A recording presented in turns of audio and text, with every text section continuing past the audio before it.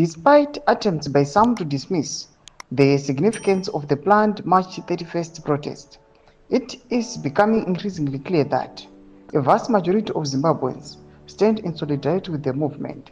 The momentum and widespread support for M31 cannot be ignored or downplayed. This is a genuine grassroots movement that has captured the hearts and minds of the people. Sanabna mashoko mudanyorwa panapa pamusoro aiwa pekugena momentum kuri kuitwa the core iri kuita nabomshogeza panguva ino nekustopa aiwa corruption pamwe chete ne the 2030 agenda.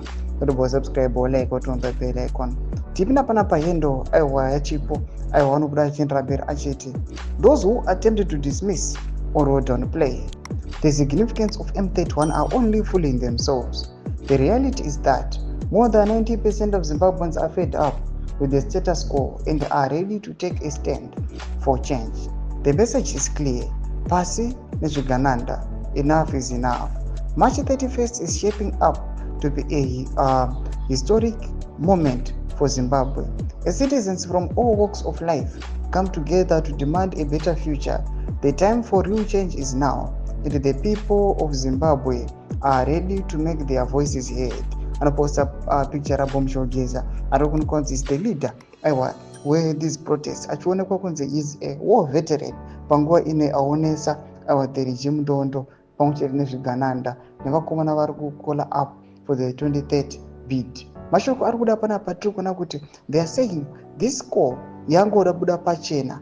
More than 90% yavanhu they are aligning themselves with it. Kunyange zvavo vamwe vachiri nepfiye vamwe vachiri kutsva kupinda nekunoratidzira, but it seems like everyone is now interested. Mukangoona everyone ari pasocial media anenge achitsvaka pamusoro penhau iyi inhau yekuti munhu wese angomirira kunzwa kuti zvafamba sei. Noda kuti each and everyone apa fed up with the regime pamwe chete nezvairi kuita panguva ino zviri kufadza macitizens. Tudze mafungiro enyu muri kudii pamusoro pechitiko ichi? Comment section medu. So subscribe or like, turn on the bell icon.